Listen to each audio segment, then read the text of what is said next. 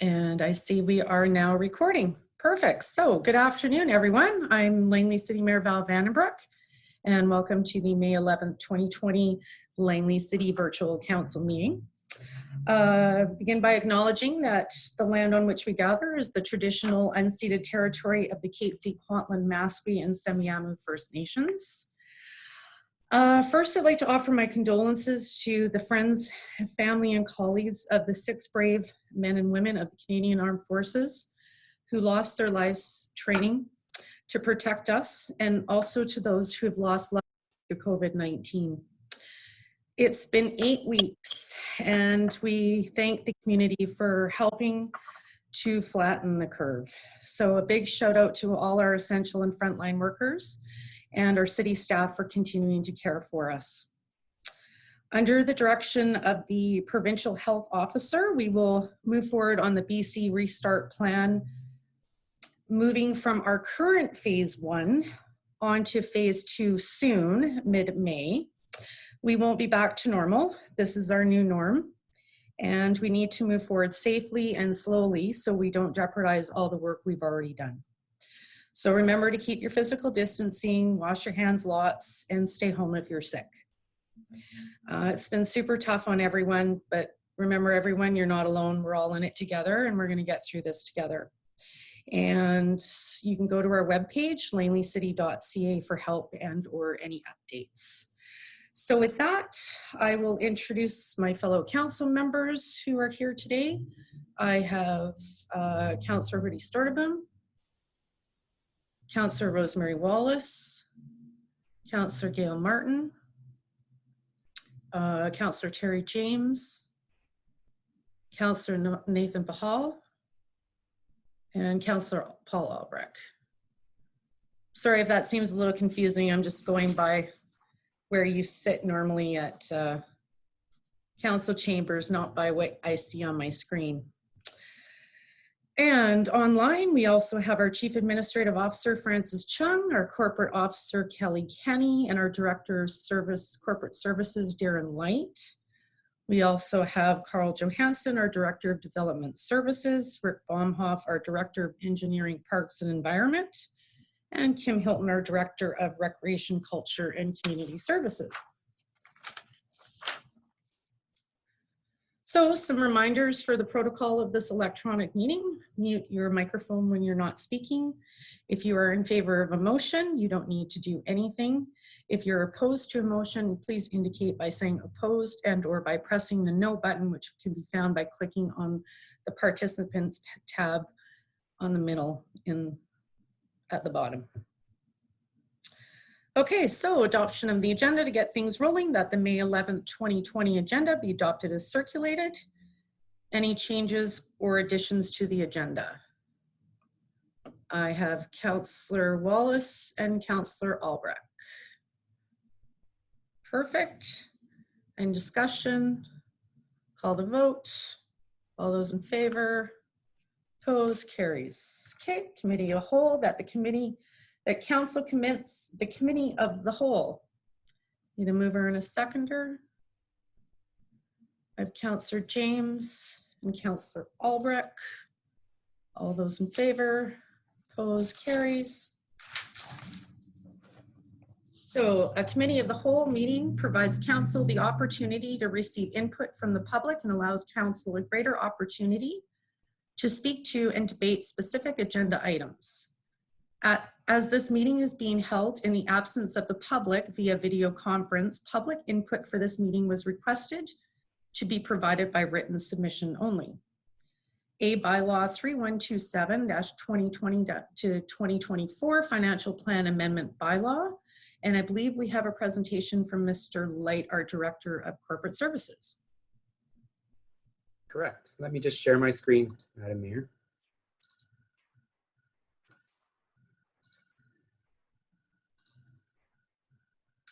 So, Madam Mayor, members of council, my presentation will address the 2020 Financial Plan Amendment Bylaw.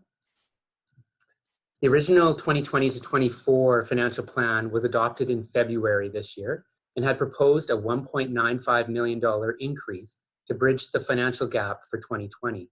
which equated to an overall 6.67% property tax increase. City Council recognized the current economic challenges being faced by our residents, businesses, and property owners due to the COVID-19 pandemic.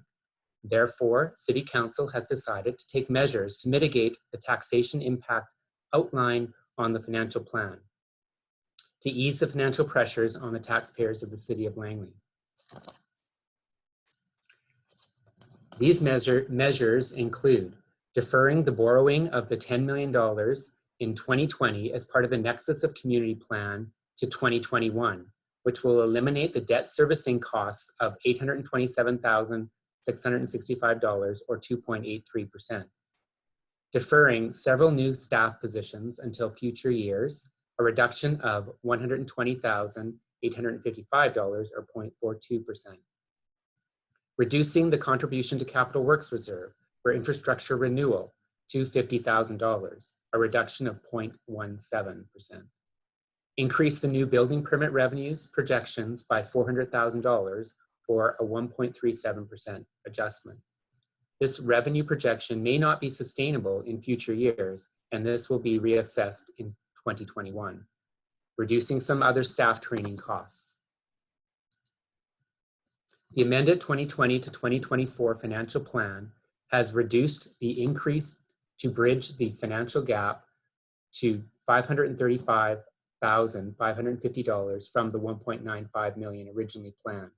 The amended overall property tax increase will be 1.83%. Although the total net increase in expenditures results in a 1.83% overall taxation increase, including utility rate increases, the average change for 2020 are as follows. For single-family residential properties, the average increase will be $78 or 2.44% overall.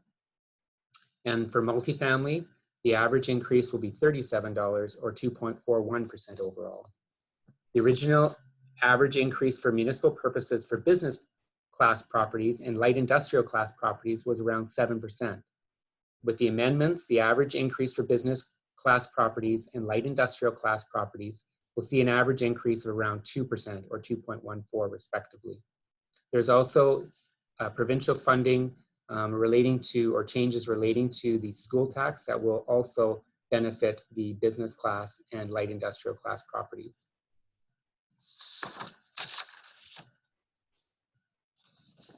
The pandemic has necessitated the closure of the Cascades Casino.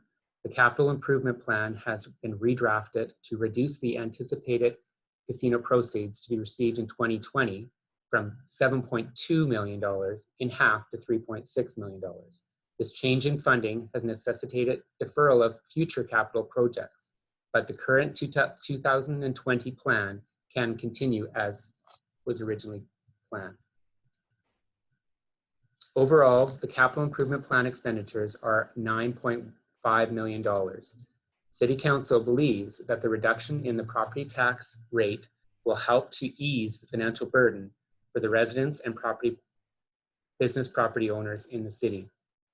We will work together to overcome the current economic crisis and restore hope for an exciting future. Are there any questions?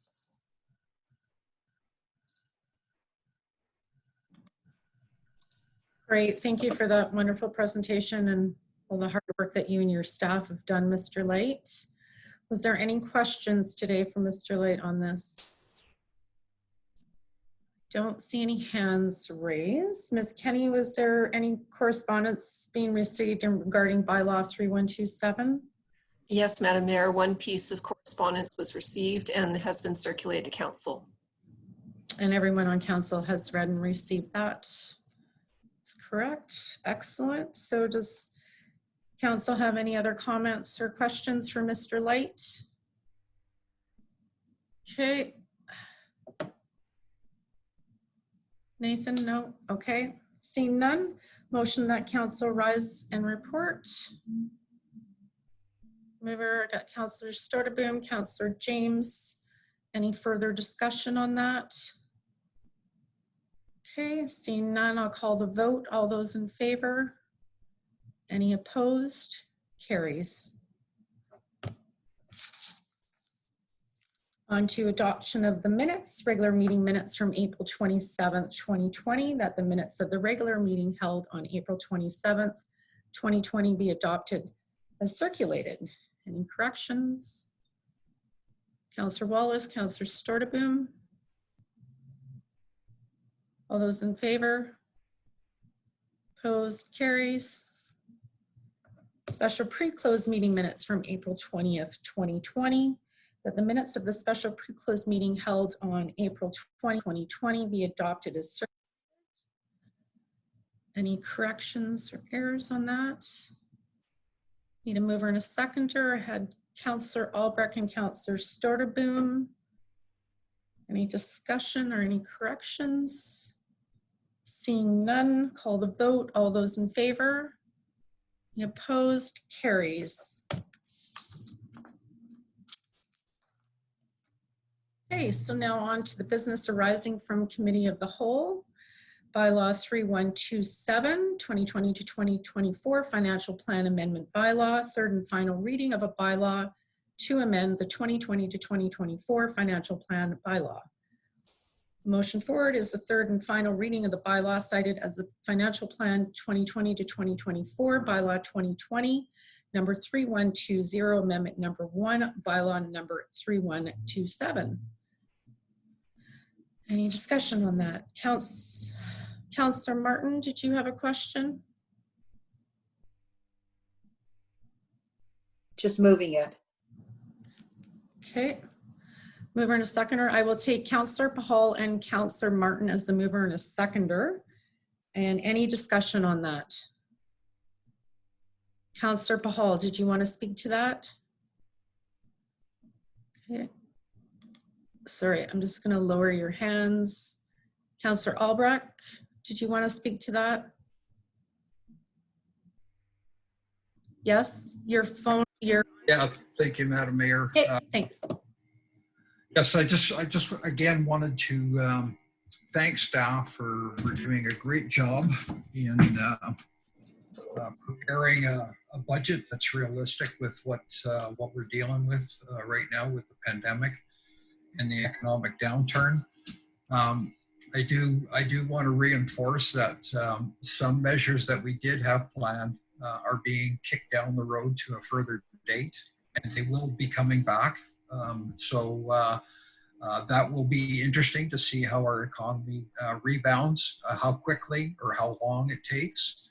But some of these things will be coming back to council. The borrowing process was totally, let's say, hijacked, for lack of a better word, by the pandemic process, so that we didn't really have an opportunity to connect with the residents on their opinions on the borrowing process. So it'll be interesting when we do finally recover to see how that does play out.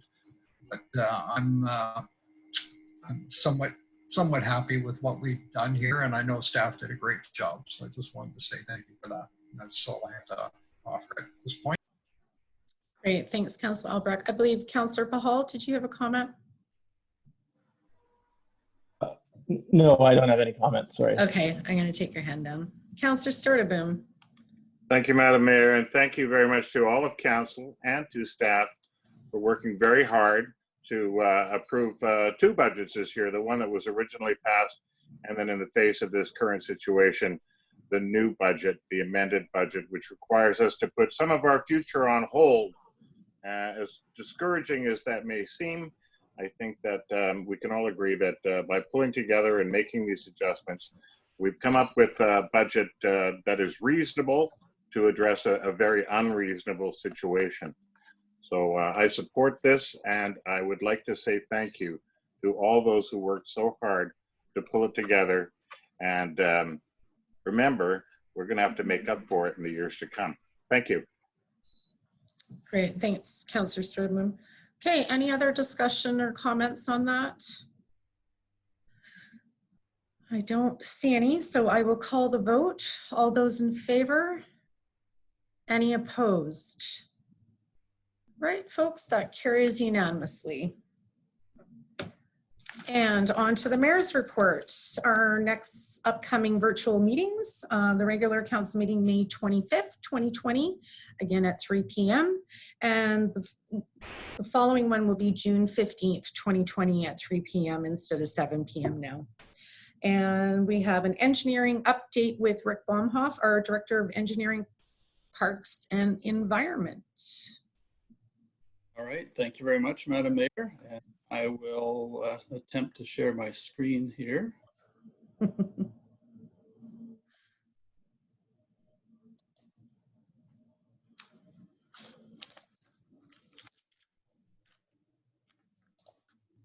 Can you all see it? Yep. Okay, thank you.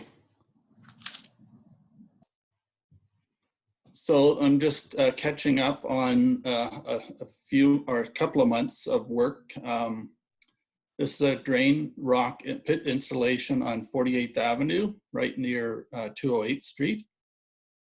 As many of you and likely well know that the southern area of the city is served largely by rock pits and in terms of drainage.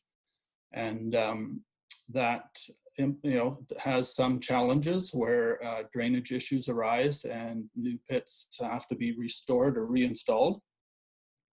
This is one, again, on 48th Avenue. It is an area that we are investigating as far as future drainage systems in South Langley. This is some boulevard cleaning on the medians. This is on 51B near 208th Street. Also, the city does its annual water main flushing, where it just makes sure water is moving through all of the dead end pipes and long lengths of pipes where possibly there are minimal services. So we just want to make continual chlorine levels are maintained throughout the system. Some new bike racks were installed. This one is at the Douglas Spray Park. The ball diamond preparations, even though there's the virus and COVID-19, obviously there's still a lot of prep work that goes in anticipation of events that could take place. I understand baseball is continually trying to bring back the programs, so we are ready for them. This is an aeration system, aerating the lawns and getting it ready, and all of the gravel prep was also completed. This is a parkour trampoline was broken and it has been replaced. It took quite a bit of time to order the replacement, but we have ordered 2 now. So if it does break again, we'll be ready for it, and we'll try to have 1 on hand each time. These, of course, are the playground closed signs that we installed when the first announcement was made for coronavirus and provincial emergency. So all of the playgrounds were taped off, and that was included a fair amount of work for staff to monitor each day to make sure that all of the caution strip tape is maintained. This, again, in response to the COVID-19 and the social distancing, there's some one-way signage that was installed at Bryden Lagoon. So it just required people or encouraged people to just go one way around the lagoon, so it avoided meeting up with people coming in the other direction. This is the Fraser Highway median refurbishment. This is in front of the Safeway, just right near the bypass. And it was replaced with artificial turf. It gives a much nicer visual appearance, and also still allows water to drain into the groundwater table in the area, and also feeding the trees in the area. This is a memorial for Rhys Griffiths at Bryden Lagoon. 3 trees were planted in his name, and a plaque was installed.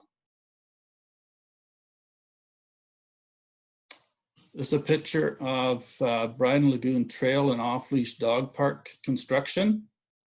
This was, I think, about a month ago, so things are advanced as well. But it was a substantial project, and as you can see with the drainage, the weather really did slow us down, but they are making quicker construction now, and it's going a little faster. They hope to be open by around the first to the middle of June. There's signs of new life at the Douglas Park Community Garden. It was opened this last year, and it's the first season, so that's great to see. This is a picture of the new garbage cans that are being installed in the trail network. So you may have noticed that we had a whole different mix bag of different garbage cans throughout the trail network. We've tried to have a consistent look now. We've got them, all the new cans installed. This is a picture of some new railing that was installed at Pleasantdale Creek Trail, just up near the hydro trail, or hydro towers. And the Rotary Park Community Garden is also complete. That was just completed last week. So it's ready to go. And we're working with LEPS to coordinate with the gardeners to enter into that site as well. Other projects that we're working on, and this by no means is an exhaustive list, it's just a sampling. This elimination of the water main pipe twinning on 207th Street, Douglas Crescent to 53A.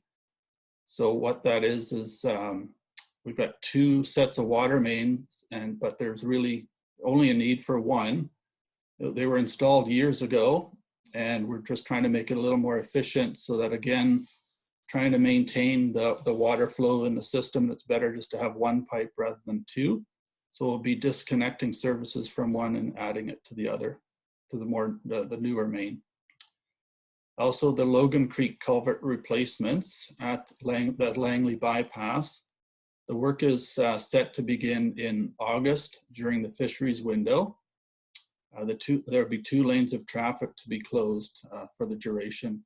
So it'll be between August and middle of September. The Uplands Off-Leash Dog Park, there's a project there that we're planning, and where we make a lot of drainage improvements and also entranceway improvements. The dog park, during the wet season, there's some really substantial low points where a lot of water is ponding, and it's caused some issues with the dog walkers and whatnot. So we're making a substantial improvement there. All that ponding water should be cleared up after this project. Also at Sendle Gardens, at the Lower Creek area, there's a beautification project, as well as to replace the fountain area in the upper area. So that will also be a substantial enhancement to Sendle Gardens. And we're moving ahead with the culvert cleaning and inspection program. It's a lot of our large culverts that haven't been inspected for quite a number of years. So we're trying to catch up, and that's also a substantial project of somewhere in the range of about $250,000, because they first have to clean out the creek. They have to get all the environmental permits and approvals, clean it out, and then do the inspection. Other projects, the sanitary sewer repairs identified through the CCTV inspection program. So we've collected a number of those projects and put them into one tender. It's about $150,000 worth of repairs. So it's just all in the name of keeping our infrastructure working as efficiently as possible for the residents.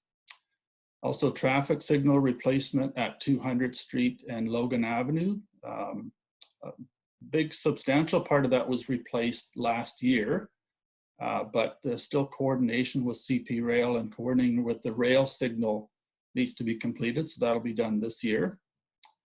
And traffic signal upgrades, there's 275,000 in the budget this year. Normally what we've done is we replace one signal for that cost. But what we've been finding is we have so many, or quite a number of older signals in the system that have, that really need replacement. So obviously we're not going to be able to get them all done soon. So what we've decided to do is to instead use that money to replace the controllers, 5 or 6 controllers, which will advance the technology such that we can make better use of the signals and coordinate the signals with each other, and then delay replacement of the actual signal, et cetera, for future years. So that'll get us to a better point where we can manage the signals at this point. The Michaud Greenway concept plan, that is a project we've been working on, and we are ready to make a presentation to council to show the ideas that consultant and staff have come up with. And moving forward beyond that would be developing a capital plan to complete the project. And also the same thing goes for Glover cycling lanes and city entrance enhancements. The consultant has been working on that project, and we'll be coming to council with a presentation to show what the recommended improvements would be there. And that is my presentation. Thank you. Great, thank you and your staff, Mr. Baumhoff, especially during these trying times. Does anybody have any questions or comments for Mr. Baumhoff? I have Councillor Martin. Thank you. Yeah, Rick, can you just refresh my memory what work is going to take place on the bypass? There's a sign up saying between the city and TransLink. Yes, that is the culvert replacement project. So that'll be done during the fisheries window. Oh, so that's the one you were talking about. I'm just surprised. Yeah. So that's in August. Yes, yeah. Yeah, I just thought the signs are up now. So I thought it was rather, I couldn't remember what. Yeah, we wanted the signs up early just to advise drivers and commuters that this was coming up so they could make preparation in advance of that. Okay, thank you. Great, thanks. I have Councillor Storterboom, then Wallace, then Pahal. Thank you very much, Madam Mayor, and thank you, Mr. Baumhoff, for your tremendous report. Always impressed by all of the great work that you and your team are completing around the community to make it more functional, practical, livable, and beautiful.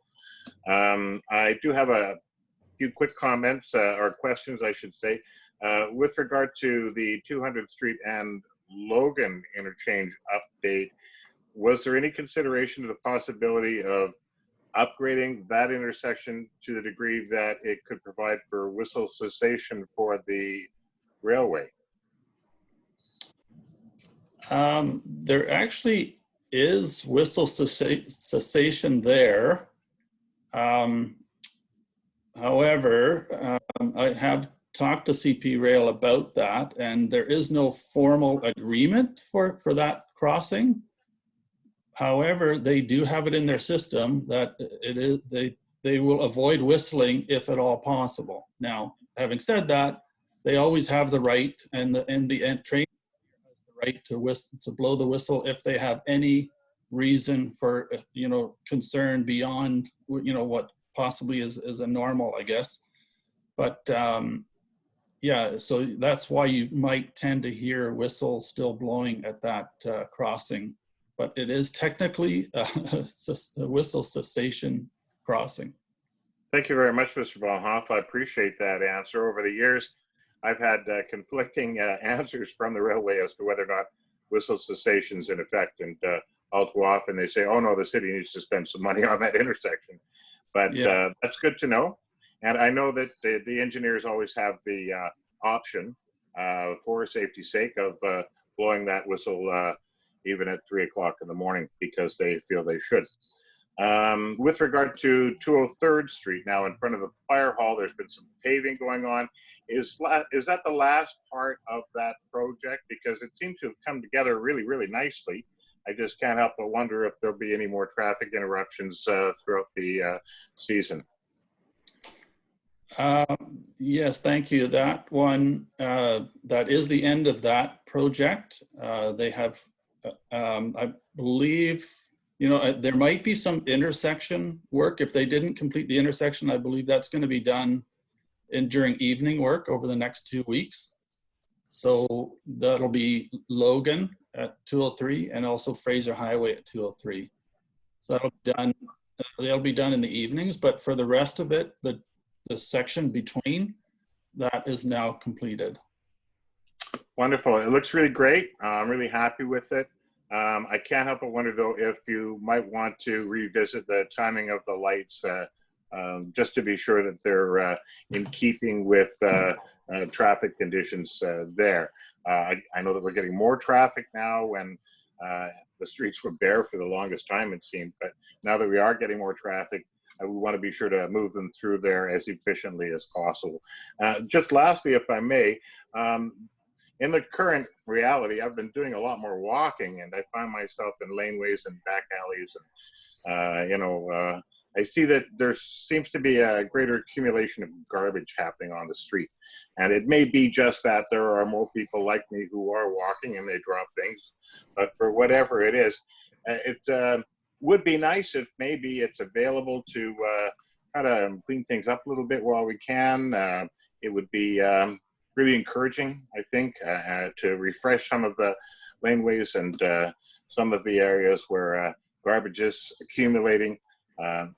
And if it's not too much trouble, I'd like to ask that that might be considered on an ongoing basis, especially during this time. Thank you. Yeah, we can certainly look into that, and can be a complex issue in the downtown area because, as you know, there's a lot of private garbage bins in the lanes and in the areas. So it's a matter of coordinating and working with the businesses to make sure their areas are clean as well. But we do have staff that go through the downtown area. And if there are specific areas, I would really appreciate for yourself or any member of the public, if they let us know specifically where those locations are, then we can take a focused look at those. Very kind. Thank you very much, Mr. Bonhoff. Thank you, Madam Mayor. Great. Francis Chung, did you have a comment? I know you had your hand up. Yeah, thank you, Madam Mayor. Just to provide some context on the traffic cessation on 200 Street and Logan Avenue. There was a rail safety audit done probably about 15 years ago. And the recommendations from the consultants who was retained by the city at that time and worked with the CP Rail and CN Rail was that there would be whistling cessation during the evening hours and whistling permitted during the regular hours as much as possible. So that was the agreement that was struck. Unfortunately, we can't find that agreement, as Mr. Baumhoff has said, but that's been their standard operating procedure since that time. Thank you. Thanks for that clarification, Mr. Chung. Councillor Wallace, did you still want to speak? Yes, most definitely. First of all, thank you for your extensive report. Been enjoying the trail network and seeing a lot of people enjoying the amazing trail network that we have in the city. I have quite a few questions, so I don't know if I should maybe ask one at a time and you answer. Is that the way we can go forth? And I just have a few questions. So I'll start with is 51B and 208 Street in showing that picture, was that artificial turf? Yes, it was. Fraser Highway medium refurbishment, artificial turf.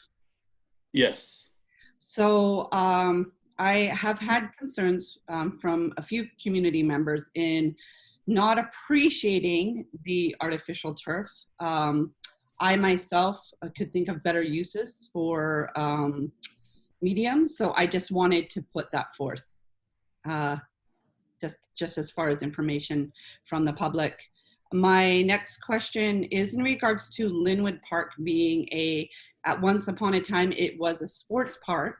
So now it is a passive park. I had a suggestion from a community member in regards to a lot of people are utilizing that park, and the trees that are in that park are on the edge of, which are great. There's trees on the edge of the park which provide shade. But when you're sitting there with your little kids, it's always the scary thing of running out to traffic. And I was wondering if there was any possibility that trees could be planted in the middle of the park to offer some shade and safety for families and citizens. So that's just a suggestion, because there's so many people enjoying that park, but the trees, and it's an amazing park, but the trees are all on the edges of the park.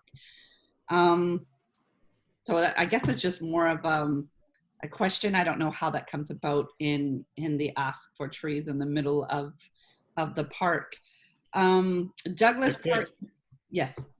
Yeah, just in terms of that point, it is obviously possible to plant trees there. We were trying to maintain that open area or usage for either pickup games or whatever. And I believe there has been some soccer played there, but our sports usage in parks has dropped, quite substantially over the last number of years. So that is why we are trying to expand them and enhance them into more passive. Having said that, though, it's a question mark whether you want to replace all of it, or do you want to keep some for sports usage. So maybe that's a discussion, point for discussion that we can bring back, whether we want to create or have Linwood as a complete passive park and don't have any of the fields. Mm-hmm. I feel like you can still do some sports, and maybe to the edge where the playground is, even a little bit away from the playground. Oh, I see. Some trees. I feel like it's a pretty large park. And there's a variety of different sports. I mean, smaller team sports that you could play there. So maybe in moving forward, we could discuss that possibility. I don't know if you can do a half thing where you do have a passive and a smaller sports venue of a park. Right. Yeah. Okay. Sorry. No, I was envisioning. I thought it was more like in the middle of the park, but. Yeah, towards the playground area, that's certainly something that we could look at. Thank you. And Douglas Community Garden, I am so thrilled. I have a garden there and I planted it yesterday. It's such a positive community experience. It's, just the amount of people that walk by and ask you questions when you're planting and wanting to know how they can get a garden, and it's just amazing the community connections made by having community gardens. My question is, I know that at the back of the community gardens, there's a lot of space, and I was wondering what is that space going to be? Is it going to be to take on more community gardens in that area? Because it's quite a big back space. So I don't know if there is a plan for that.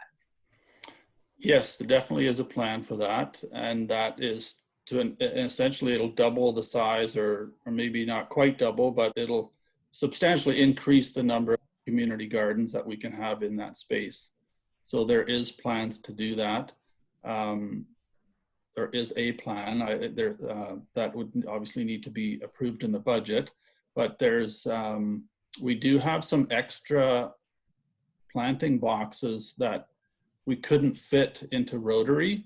So we do have some extra wood that we were going to be constructing and installing, I think maybe about a half a dozen more beds this year yet. Okay. So it will do what we can with what we have. But that is the plan, to replace or to add more beds. That's awesome, because I think when I was there was like half a dozen people taking the photograph of the LEPS sign in wanting to know more information. And my last, I know I'm going on, but my last question is, I'm really happy about the culvert cleaning. because there is a lot of garbage, especially when you're walking down the street of 48th towards H.T. Stafford Middle School. So I was just wondering, what culverts would you be starting with in the city? I don't have that detail with me, but I can provide that to you after, if you'd like. Okay. Thank you so much for all of your work and your department's work. You bet. Thanks, Councillor Wallace. Up next, I have Councillor Pahal. Thank you very much, and through the mayor to Mr. Bonhoff. There's a lot of talk about garbage, which got me thinking. So one of them is, it's really good to see those new cans installed. Obviously, it also helps with the rapid increase in dog poop that we've been seeing in those bags. So I think that's been really helping keeping the area clean. So that's good. But it also got me thinking about the garbage cans in our downtown. Some of those are, I would say, maybe end of life, and some of them are pretty large, and I don't know if they match the public realm standard that we're trying to achieve in our downtown core. Is there a plan to replace those with our public realm standard for downtown, like the ones with the ads on them? Oh, the ones with the ads. So you're talking about replacing those? Oh, I'm just wondering, do we have a plan to replace those, because they're looking pretty end of life? Okay, I was thinking you're talking about some of the other ones, but those ones, the black advertising cans, those ones should be really well maintained. If there's some specific location again that we need to direct their attention to, we can. Yeah. But at this stage, there are no plans to replace those with downtown realm standard cans. Okay. Yeah, there's no budget being set aside to do that. Is there a contract on those cans? There is, yes. I believe it's a 10-year contract, and we're probably about 3 years of the way through it. Okay. So once we're in those final years, then will we be talking about maybe replacing them? I know that's a long time from now, but we certainly can have that discussion, and it's I mean, it's maybe worthy if that's a council direction that we could have that discussion sooner, and then at least document it that we want to pursue that in the future. And some of the things I just see is because of people wanting to access some of the items in those bins, they'll just stay open. So you'll get these bins open with garbage kind of coming out of them, or the holes are pretty narrow and you'll just see people jamming things in. And I know that they have, not to belabor the point, they have 3 receptacles, but I would guarantee that 100% of them are just full of garbage. So they're huge. And I don't think they're serving the purpose of what they were intended. And I think that, as we're looking at economic recovery, anything we can do to beautify our downtown would be awesome. So is that something for a blue sky sort of session to talk about? Yeah, that maybe would be a good spot for it, yes. Yes. Okay, cool. So obviously, those are my thoughts on those bins that just popped up. And then just to Councillor Storteboom and Councillor Wallace's point, in the riparian areas, just because I've been walking around a lot more as well, I've just noticed trash in those areas that are like surrounded by the chain link fences. Do you know, does staff visit that annually, or what's the plan for those sorts of areas where you can't access but they're full of garbage? Because I've seen shopping carts, plastic bags, chairs, that kind of stuff. Sorry, did you say in the riparian areas, or? Yeah, so like in the setback areas, like for example, I guess if you're looking at 56th Avenue or any of those areas, there's that creek, and I forget the name unfortunately right now, that runs in that area. There's a lot of garbage there that I notice when I walk by, and it's really hard to access. Or if you're going through on the Bryden area, like in the Bryden Crescent area, in that setback area, there's some trash in there as well. And I don't think volunteers can get there.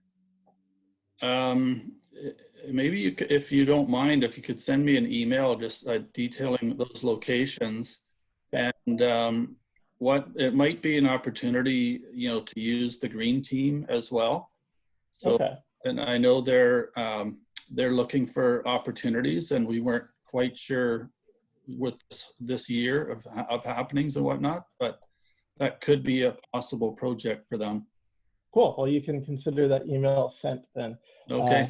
And then one final follow-up, and it was really good to see that you're doing like the one-way sections in Bryden, because that's really important for social distancing and going around the community, walking everywhere. I haven't left Langley City's 10 square kilometers in the last 8 weeks, so I think I've almost been on every street now. There's only a couple of places where it's really hard to maintain physical distancing, and I'm wondering if there's any, like, obviously you can't, you know, build a bigger sidewalk or anything like that, but with the ideas of one way and how you can route people, I know that the area between Nickel-Mackle Park and the trailhead to the Nickel-Mackle Trail system, I found myself stuck there, and it's really difficult because there's a cliff on one end and then there's high-speed traffic on the other. So I don't know if there's any directional signs or if there's any way that you could consider routing for people, because I think there is a way you can do that. I don't want to get too prescriptive, but if someone takes like the side street, you could actually get into the floodplain system. And then people coming, so if you're heading north, you can go down 52 Avenue and you can connect to the trail system. If you're coming south from the Nickel-Mackle Park, then you can head the trail system that way, and then you can avoid that conflict point. Because that was one thing that I see regularly, and myself, sometimes if I see that, I sit back at Nickel-Mackle Park until that's gone, because it is a pretty dangerous area for pedestrians as well, right? So I think there's a solution there that doesn't require like re-engineering the whole system. And you, right. So. Yeah, we can definitely look into that for sure. Okay, is that something that would be better addressed in an email, or? Yeah, that would be helpful if you have some suggestions or ideas. Okay. Helpful in an email, that would be great. I'll do that, and just like everyone else on council says, I think our city's in great shape, and it's really good to see that we've ensured that our trail network is in tip-top shape, because that's one of the few opportunities that people have to get out and enjoy nature right now. So thank you. For sure. Thank you, Madam Mayor. Thank you, Councillor Bahal. I have Councillor James. Thank you, Madam Mayor. Yeah, I just want to echo the sentiments of everyone else. And when I see the city trucks out doing the work, it actually instills a genuine sense of hope, for real. It's nice to see, and it just creates a little bit more normalcy than we've been seeing for the last couple of months. My question, Mr. Baumhoff, is regarding rock removal. So I've been asked by our neighborhood, what happened at the beginning of all of this is in Buckley Trails, is what I'm referencing. Everybody went wild and painted rocks, and they remember, you know, messages of hope, and they've suddenly started to disappear. Now, I read in a Metro Vancouver report that that is absolutely not allowed because it messes with the ecosystem, and giving that some thought, I realized that. However, having said that, I'm having neighbors ask me what's happening with all our rocks. So I don't know, like, I've just been telling them that it's a Metro thing, that they have to be removed, but I want to know genuinely what I'm supposed to say to members of the community when they ask, because pretty much everybody in that neighborhood has contributed a rock or two, I'm sure. Yeah, I've heard that they've gone missing, but you know, again, I would need to double check, but to be 100% sure, I'm pretty sure it's not our crews taking them. So I'm not sure who would be removing those. Well, that's kind of what I thought. Thank you very much for your response, because I told them that I'm pretty sure that the city's genuinely busy doing other things, keeping the city up, but I can reassuredly tell them now that it's not the city, because somebody actually said, well, I think we hope they have better things to do than that. But I also do understand the perspective from an ecosystem point of view as well. So thank you for your response, and I'll just let them know that pretty sure it's not city staff, and it's probably just kids in the neighborhood or what have you. So that was my question, and thanks for everything that you and your staff are doing. Much appreciated. Thank you. Great. Councillor Wallace, did you have another comment? Your hand was up prior. It was in regards to, I just want to thank Councillor Pakal for putting or talking about the garbage cans in the downtown Langley, because I think I brought it up several months ago or a year ago. I don't think the purpose of, I don't think the recycling is happening in them. I think that the garbage is all being collected and it's being thrown away. So I don't think they're serving at all that purpose what I know one of the intent, of course, was utilizing them for advertising, but marketing the recycling and the different categories, it is not working, and it hasn't been working for a very, very long time. I have watched them dump everything into one place. And so I think that it is really, really important for us to look at these garbage cans. And I can't even see having them for 3 more years. But I guess it's up for council to look at and come up with a plan. And another note I forgot to mention is that I see a couple in downtown, in the downtown core here. They've contributed to many hours of cleaning up, and I do not know, they don't want any recognition. I know they're from some Green Pride cleanup group. They are a senior couple, and I've just seen them put tons of hours into cleaning up the downtown, and I just think it's so amazing that we have people that take pride in a community like that. So thank you. Great, thank you for your comments. Anyone else? I've got one question. How many plots are still available with at Rotary Park, and is LEPS still are they the ones taking the names for it, Mr. Baumhoff? I don't have the numbers that are available. I'm quite certain they're 100% used or taken at Rotary, or sorry, at Douglas. But I believe there's some remaining plots at Rotary. But it is LEPS that manages all of the bookings, yes. So we can steer people towards LEPS if they wanted Yes. to possibly attaining a plot from there. Yes, please, yes. Great. My other comment is I as well have been walking the trails a lot.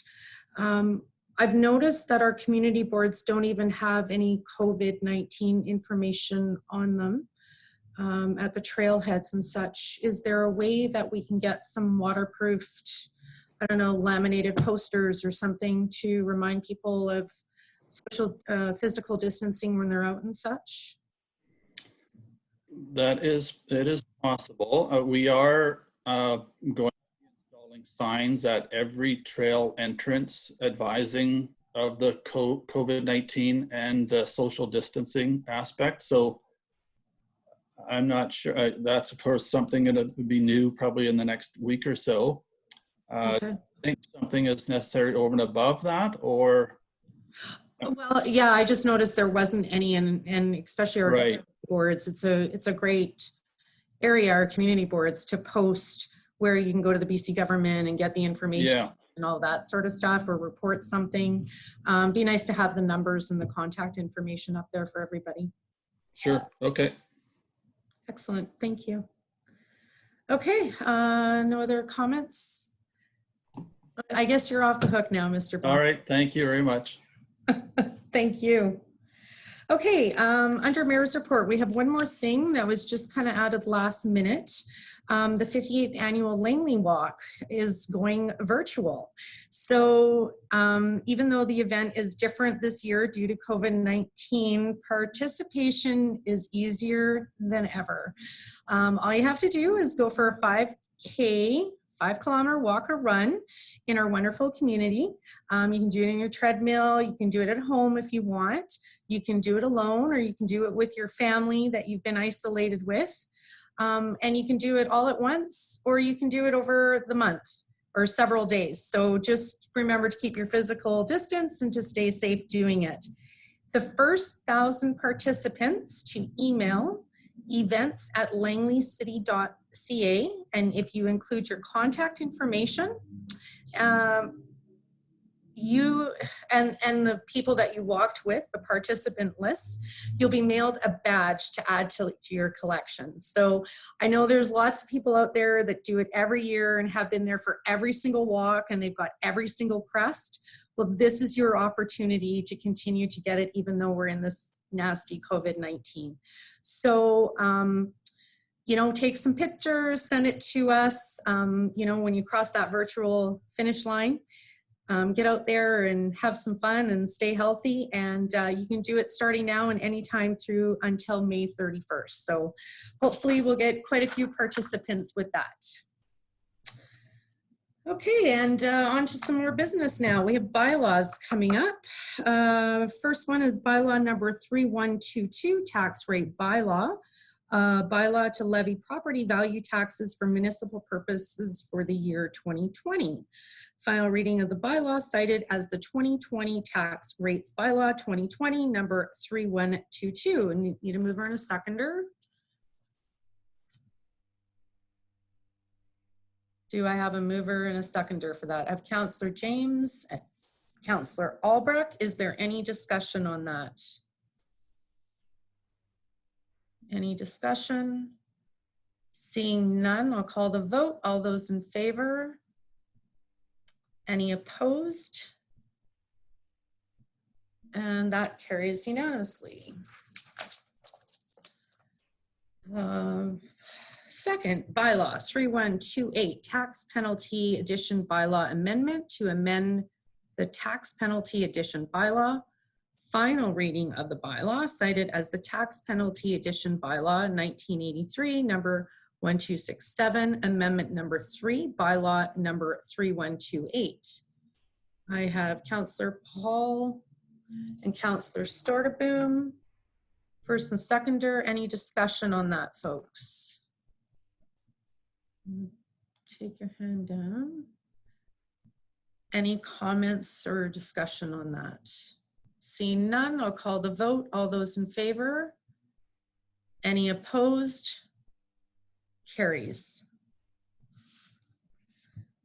Bylaw 3125, zoning amendment and development permit number DP01-20.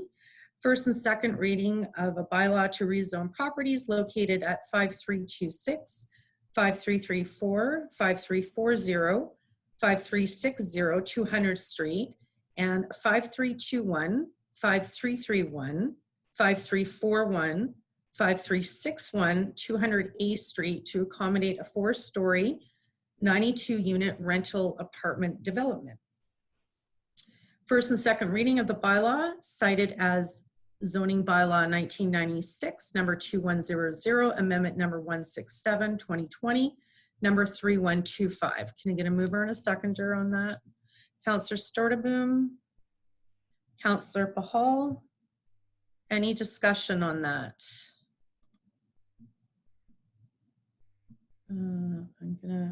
I believe I have Councillor Albrecht who'd like to speak to that. Yes, thank you, Madam Mayor. And I just want to give thanks to Carl and staff and the new advisory design panel. The report that was attached to the council meeting was very comprehensive, very well thought out, bringing very constructive points to the table for consideration by the applicant, as well as the benefits to our community. So I just want to applaud the design panel. I think they're going to be a great addition. I think this is going to improve the type of development we have in our community. And I'm looking forward to more feedback and more information from this group. And this particular development looks very nice and will be a great addition to our community. So thank you. Great, thanks for those comments, Councillor Albrecht. I believe I have Councillor Stortaboom. Thank you, Madam Mayor, and thank you, Councillor Albrecht, for your kind words. As the chair of the new advisory design panel, I want to thank Carl Johansson and Roy Beto and his team for assisting us in reconfiguring that particular committee into something that has a wider reach for collecting some very top quality people to be on that panel and to bring forward an application that is greatly appreciated.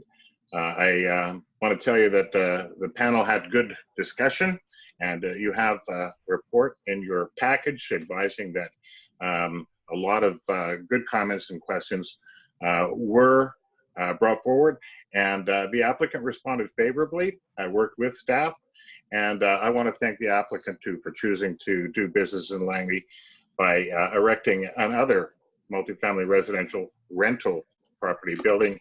This one, the Lincoln, has 92 units and is 4 stories, and will be taking a predominant location on 200th Street in our community. So I support this initiative, and thank you very much to all for bringing it to the table. It's nice. It feels like we're open for business again. Thank you. Great, thank you. Any other discussion? Seeing none, I will call the vote. All those in favor? Any opposed? That carries. Okay, under administrative reports, bylaw 3125, waiver of public hearing for rezoning application RZ01-20. And I believe, Mr. Johansson, I understand that you wanted to say a few words in regards to this. Yes, thank you. Good afternoon, Mayor and Council. I'd like to provide a brief overview of this report, which recommends waiving the public hearing for the proposed rezoning application and development permit application, which was just discussed on today's agenda. I'll start by first noting that the Provincial Local Government Act gives councils in BC the authority to waive a public hearing for a rezoning application if it is consistent with the official community plan or OCP. The rezoning and DP application before you on the agenda today is consistent with the OCP that's in effect for the subject properties and the surrounding area, where the OCP land use permits low-rise 4-story apartment buildings. After careful consideration and recognizing that we're in the midst of a highly unusual pandemic situation that has necessitated the closure of City Hall and a change in council meeting procedures, staff are comfortable with recommending a waiver of the public hearing for this application, as it is under the maximum density and within the expected building height for this area. It is in a redeveloping area where adjacent properties will likely be redeveloped in a similar manner.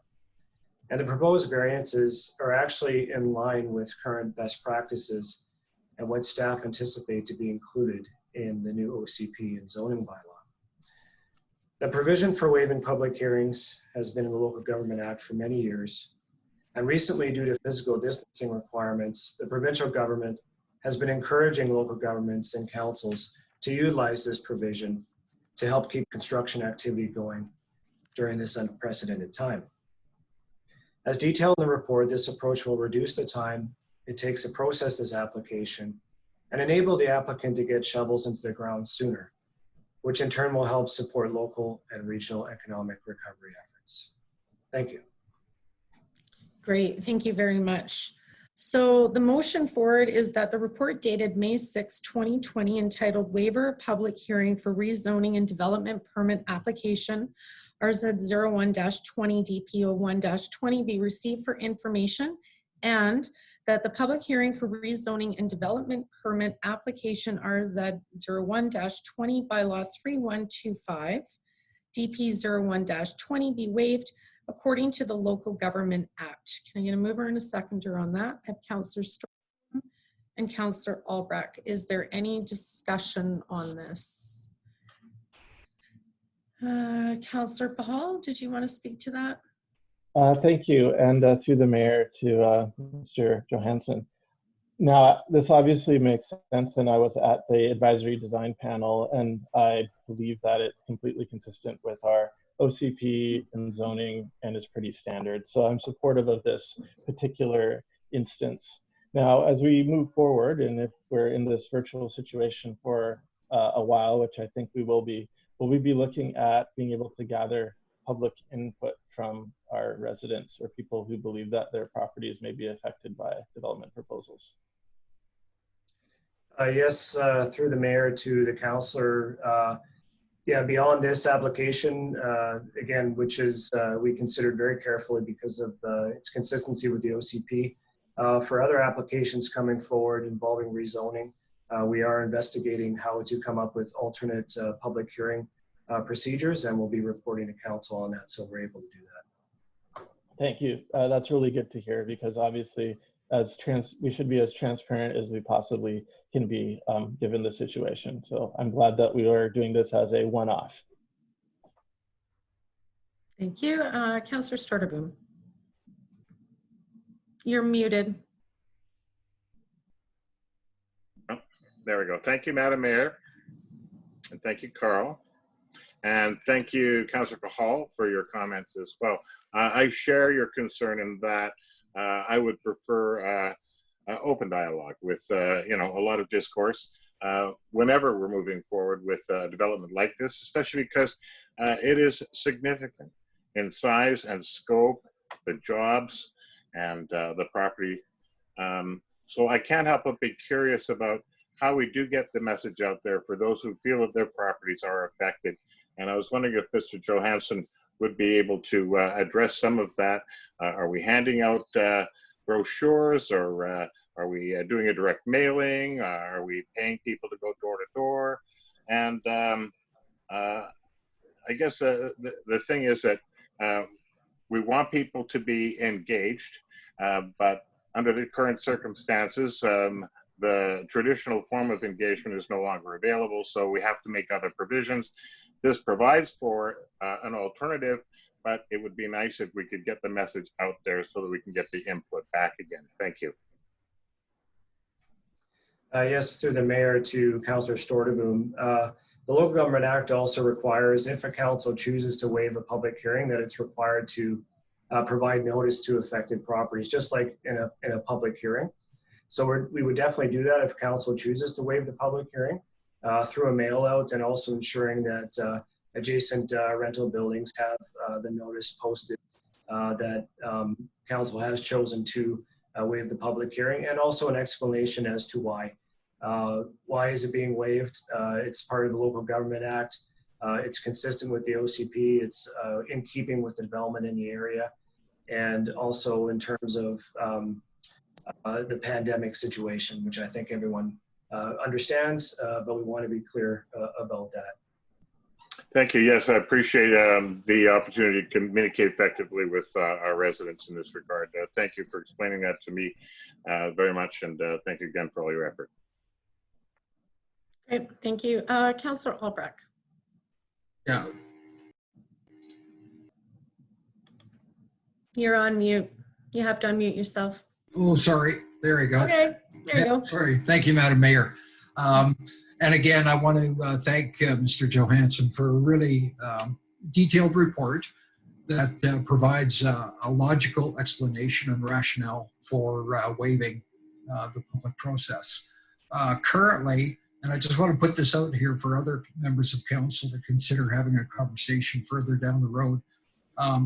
We're currently going through a comprehensive OCP and zoning bylaw review and assessment. And I think this would be the kind of conversation we should have about that public process and that public input. If we're going through and establishing zoning, let's say criteria and guidelines and parameters, how much more delay should we be putting into a process? You know, time after time after time. So these are the types of things that we should have a meaningful conversation about. There's always exceptions to the rule that we can bring to council and get the public feedback. But some of them, when they're meeting all the check boxes for the criteria, just how far do we really want to go in that public process? Public feedback is important, but time is money as well. So I'm not saying I want the developers to have carte blanche, but at the same time, I think it's a conversation that we should have further down the road. Thank you. Thank you.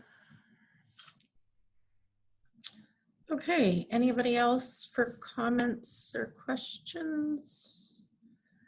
I don't see any hands raised, so call the vote. All those in favor? Done. And any opposed? Seeing none, that carries.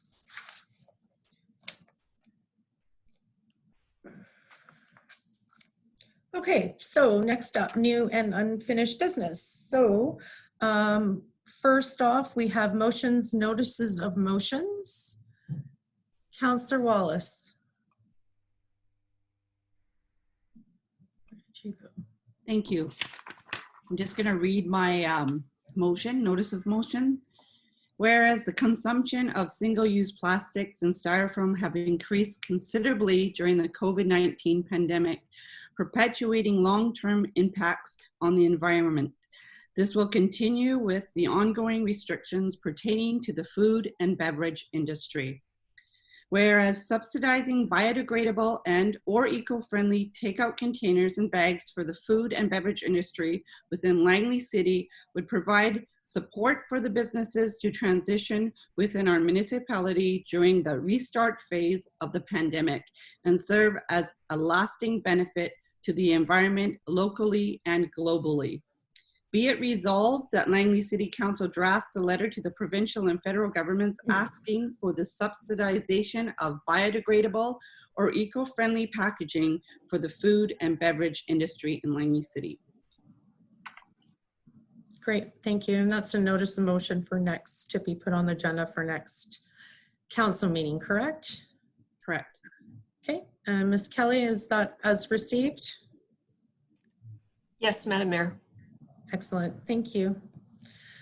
Okay, did anybody else have any notices of motions for next? I don't see any. Okay, thank you, Councillor Wallace. All right, motion for this time is the Federation of Canadian Municipalities election to the Board of Directors, and that is me. I just want to read a little blurb before I put forward the motion. So FCM's annual conference has been canceled this year due to COVID-19. Normally FCM holds its annual general meeting and board elections during the annual conference. And so this year we'll be doing things a little differently. The annual general meeting was scheduled for June, and it will be postponed and be held virtually in early October. The date is still to be determined.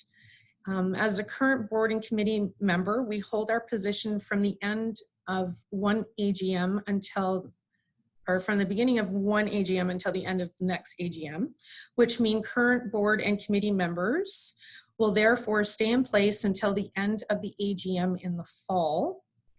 In essence, FCM will be conducting business virtually for the foreseeable future.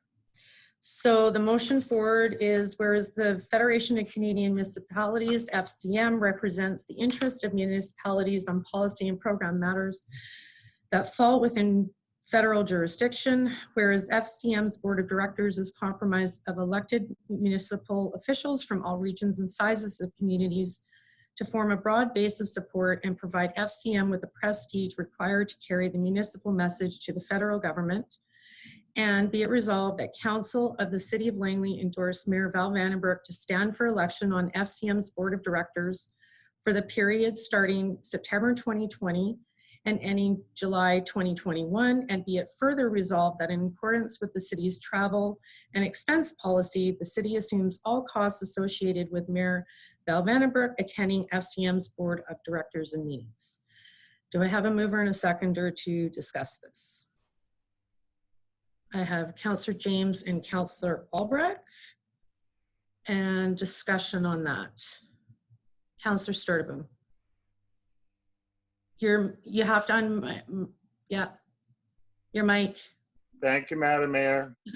I can't help but want to ask, for the sake of the taxpayers, a couple of questions. One, how much is this going to cost the city? Currently nothing. Everything is going to be done virtually. So no travel expenses are incurred, no costs are incurred when doing this at the FCM. Okay, good to know. And also, I can't help but be curious, how many of these committees can a person have? I mean, you're at Metro, you got like 6 appointments there. I think you're at LMLGA, 911, FCM. That's a lot of work. Are you sure that doesn't actually, interfere for your with correction, Councillor Sturtevant, I'm not on 911. You voted to have Councillor Martin represent you for 911. Okay. And I can take care of my own schedule, and considering this is my full-time job, which I work 24/7, I believe I can handle my load. Can you handle all of yours? Yeah, I wish I had more. Well, Thank you very much. share a little bit more. So, okay, anybody else? Councillor Albrecht?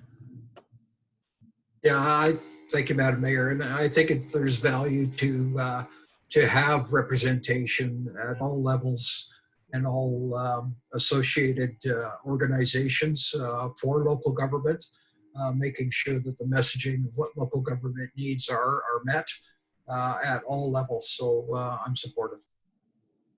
Thanks, Councillor Albrecht. Councillor Bahal. I guess if there's one thing that would be good maybe is if we can, like, and you have been continuing maybe to do on your mayor's report, a update on some of the interesting happenings. And I know you've been doing that, and if you could continue to do that, I think that would be great to see. I would love to continue to do that, and thank you for asking. Anybody else? Okay, so I guess we can call the vote on that. All those in favor? And any opposed? Seeing none, that carries. Okay, thank you, folks. On to correspondence that we've received. So we did receive a response from Health Canada, a response to Langley City's request to the Minister of Health for support of a universal public national pharmacare program. Per council correspondence policy, the response from Health Canada to council's request is provided on the agenda for information. Second, we have Child Find British Columbia. May 2020 is National Missing Children's Month, and May 25th, 2020 Missing Children's Day. Does council just wish to receive those two for information? I see some head nods. And three, from Hub Langley, we had a request for reallocation of road space during COVID-19 pandemic. And I believe we all got the letter from them or email, so perhaps staff can speak to the feasibility of this request. I believe Mr. Baumhoff had a comment. There we go. Yes. Thank you. Thank you, Madam Mayor. Yes, I would not recommend doing this, largely because the provincial guidelines suggest that it only should be done during daytime hours, so from 7 a.m. to 7 p.m. So that would mean installing and removing all of the delineation associated with that. The Fraser one-way, obviously closing or requiring, changing that to cycling friendly or cycling only. It's only a one-lane road, so it would be basically close it down to all vehicle other than cycling traffic, which I'm sure the DLBA and some of the businesses would have some concerns with. And the reduction in traffic volume that's there now has improved or made it possible for increased safety of cycling traffic as it is. So it does offer a greater accessibility from that perspective. So if it's referred to staff for comment or to reply, that would form the basis of the response. Okay, and sorry, it's a guideline. It wasn't an order set by the province of British Columbia by the PHO, correct? It was just a guideline for distancing. That's correct. It's a guideline offered to municipalities should they wish to consider reallocation of road space for cycling purposes. Okay. Thank you, Mr. Baumhoff. First up, I have Councillor Bahal. Thank you, Madam Mayor. I just wanted to move that we refer this letter to staff for comment, or reply, I guess. back to Hub. So that's your motion to, sorry. Yeah, my motion is that we refer this letter to staff to reply back to Hub based on what Mr. Bonhoff just stated. Okay, does anybody want to second that to discuss it? Councillor Albrecht, was that a second? Okay. And did you want to speak to it as well? No, I'm good. I second. Okay, so you've seconded it. Now I have Councillor Martin. I was just trying to second the motion. Okay. And Councillor Wallace, were you seconding as well, or were you commenting on it?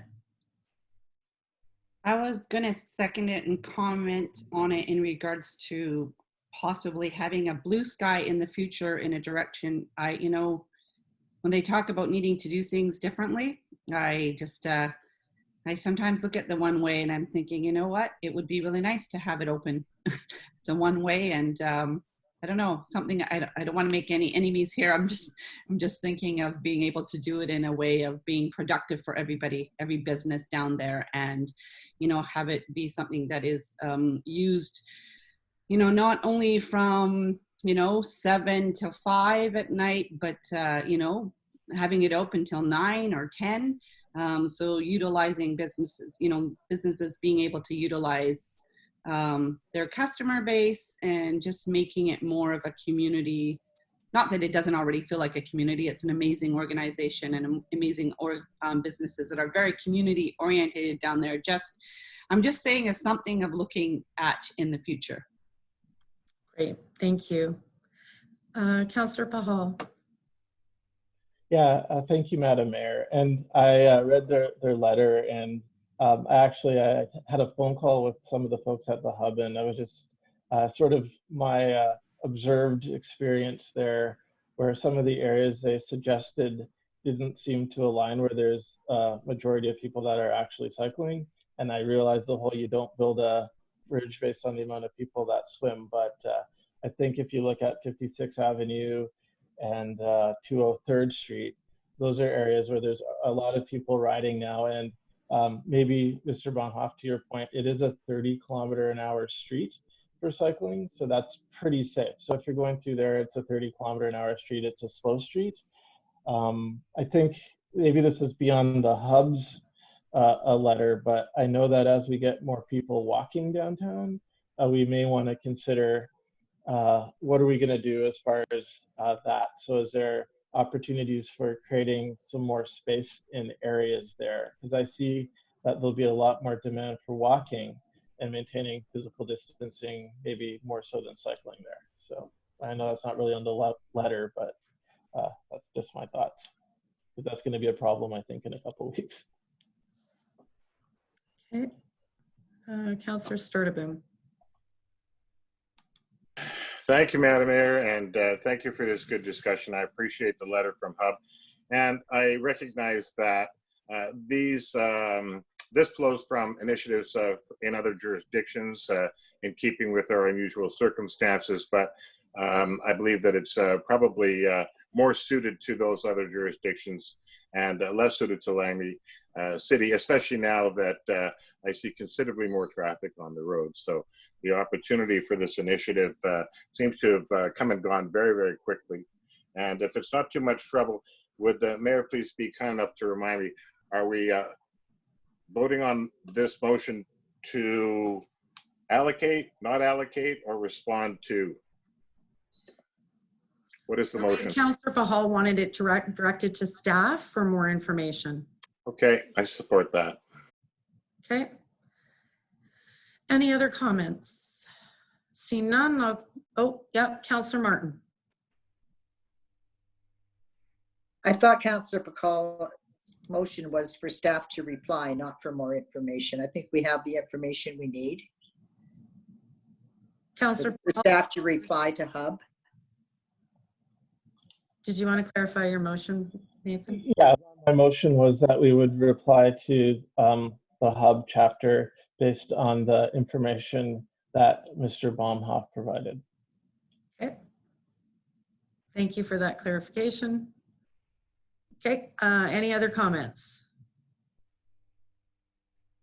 Seeing none, call the vote. All those in favor of sending a reply letter? Any opposed? And that carries. So we are sending a reply letter to HUB.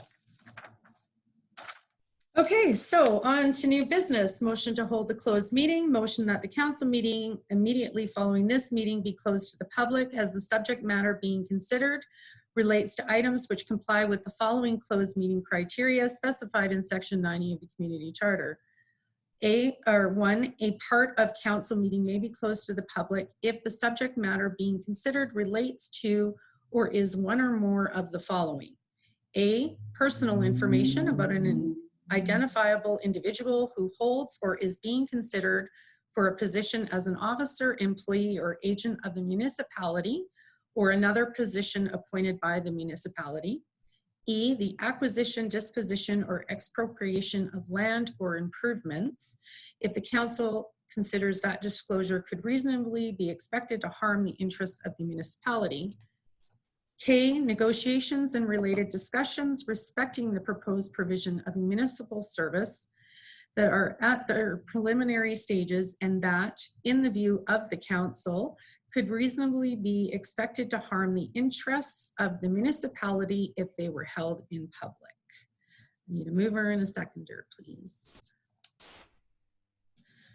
I got Councillor Wallace, Councillor Stortaboom. Any discussion before we go to closed? Seeing none. All those in favor?